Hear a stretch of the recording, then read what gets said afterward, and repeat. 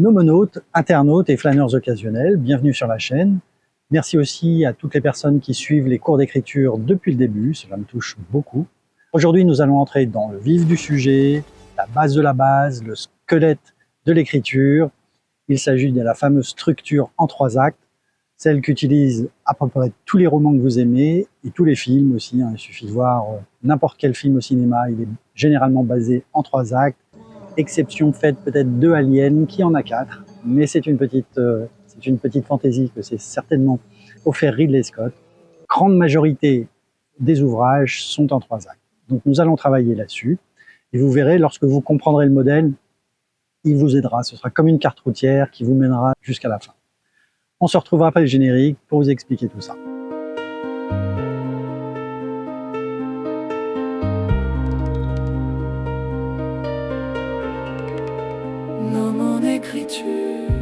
Alors comme d'habitude, j'ai découpé la vidéo en 3 parties. La partie 1 parlera de la structure en 3 actes, la deuxième partie de l'arc narratif, et enfin la troisième partie, comme toujours, le petit exercice pratique.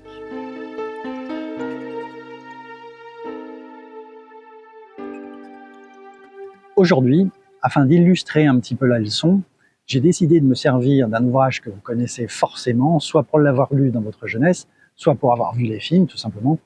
Il s'agit du Seigneur des Anneaux. Je connais pas. Et là, c'est un ouvrage assez remarquable, dans la mesure où chaque acte est représenté par un livre. C'est une idée géniale, John. 3 romans, 3 fois plus de thunes. Vous avez le premier acte, la communauté de l'anneau. C'est le moment où Tolkien expose le monde dans lequel il va plonger son lecteur et présente ses personnages. Dans Le Seigneur des Anneaux, il y a tellement de personnages que ça nécessitait probablement un livre entier pour tous nous les présenter. C'est aussi dans ce premier acte que va se déclencher l'événement qui va forcer, en l'occurrence Frodon, à partir de son village.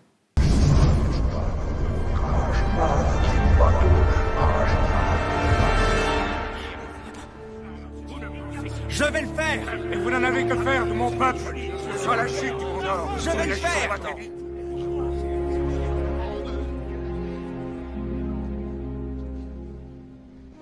Je vais porter l'anneau en Mordor.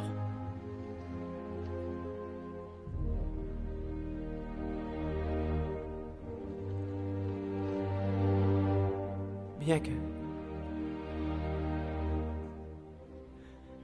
je ne connaisse pas le moyen. Dans ce premier ouvrage, dans ce premier acte, que toute la mise en place du livre va se faire. Ça peut prendre du temps, ça peut être assez long. Il faut, si vous avez surtout si vous avez beaucoup de personnages, ce qui explique pourquoi Tolkien a choisi de faire ça sur un livre entier. Il y avait beaucoup de choses à raconter avec énormément de monde, et effectivement, il n'aurait pas pu faire ça juste sur un livre de 1000 pages. J'aurais pu, mais ça aurait été de la merde. Voilà, vous avez l'archétype même du premier acte. C'est vraiment pour mettre en place tout l'univers de votre roman. Arrive ensuite l'acte 2, qui généralement propose la confrontation.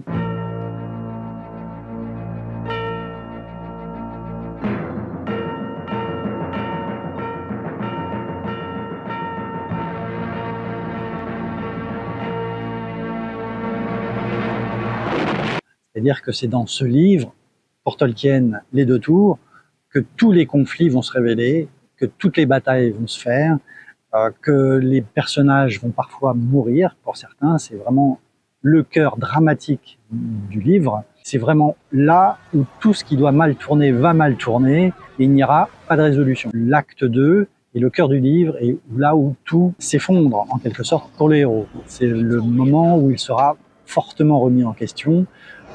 He told me I am your father. Peut-être même l'antagoniste va gagner dans ce deuxième acte. Donc c'est vraiment la partie la plus difficile parce que tout explose, c'est assez chaotique en général. Alors évidemment on n'écrit pas toujours Le Seigneur des Anneaux, on peut écrire des histoires plus simples, mais c'est quand même dans ce cœur d'acte que toutes les choses peuvent mal tourner. Monsieur Saroyan. Mais qu'est-ce que vous faites là? Je suis bien content de vous revoir. Si vous saviez ce qui m'est arrivé, j'en ai des choses à vous raconter. Comment ça va? Écoutez, monsieur, je n'ai pas le plaisir de vous connaître. Vous êtes que vous faites confusion. Vous plaisantez? Pas du tout, monsieur. Maréchal, Maréchal. Ah, c'est pas moi. Mais c'est moi. Ah, oui, Dites donc, la voiture est pas non, c'est assez, hein. N'insistez pas, hein. C'est assez difficile et surtout ne pas être tenté de résoudre les conflits trop tôt. Il faut vraiment garder le fait de maintenir le suspense.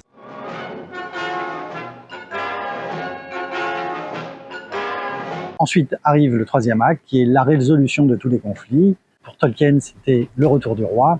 Et là, tous les conflits intégrés dans le deuxième acte sont résolus. Soit par la mort de personnages, soit par le fait que le héros gagne à la fin. Il veut nous assassiner. Jamais. Je ne le renvoie pas. Venez, Sméagol. C'est dans ce troisième acte que tous les conflits se résolvent et qu'ensuite, généralement, le héros retourne chez lui transformé. Et c'est là où on va parler d'arc narratif.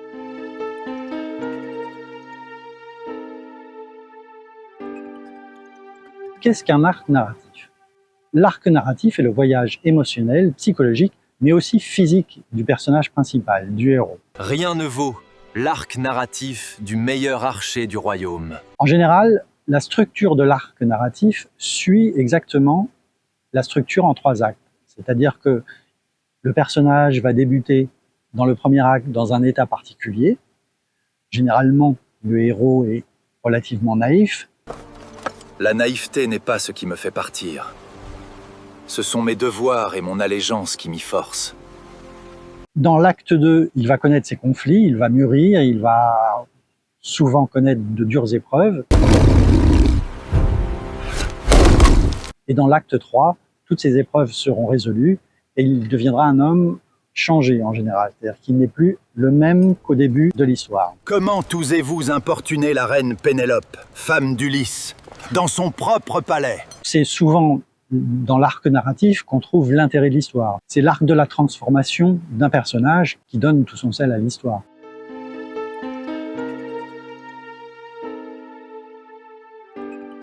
Il y a 2 arcs narratifs archi-célèbres, alors toujours au cinéma. Bien sûr, c'est dans La Guerre des Étoiles, vous avez l'arc narratif de Luke Skywalker. C'est bien sûr l'arc narratif du jeune fermier, naïf, qui est obligé de partir accompagné d'Obi-Wan Kenobi, qui subit des épreuves terribles dans l'Empire contre-attaque. Et dans Le Retour des Jedi, Luke Skywalker devient enfin un véritable Jedi. Il a mûri, il n'est plus le jeune homme naïf et aventureux, mais il devient un Jedi sage qui a réussi même à sauver son père. Et évidemment, l'autre, toujours dans la même trilogie, c'est Dark Vador, qui part de pauvre jeune garçon esclave, qui est pris en main par le chancelier et qui deviendra bien sûr le méchant mythique que l'on connaît.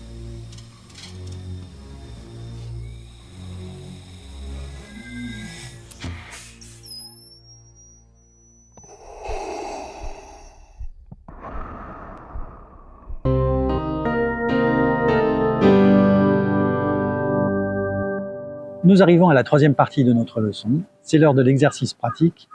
Ne vous inquiétez pas, je vais vous demander quelque chose de très facile aujourd'hui. Ça va être très simple.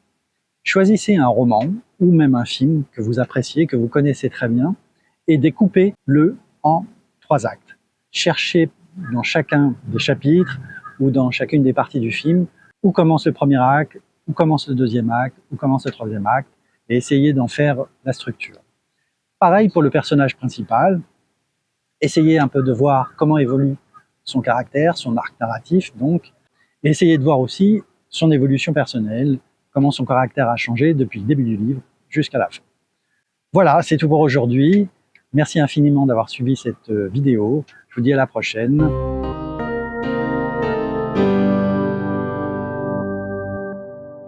Nous avons appris ensemble à structurer une histoire, à faire évoluer un arc narratif de personnage. Pour la prochaine vidéo, nous nous attaquerons au milieu, donc l'acte 2 en lui-même, d'un roman. Nous verrons comment conserver le suspense et par là même conserver le lecteur, ce qui est assez important. Voilà, je vous dis à bientôt. Écrivez, un écrivain écrit, comme toujours.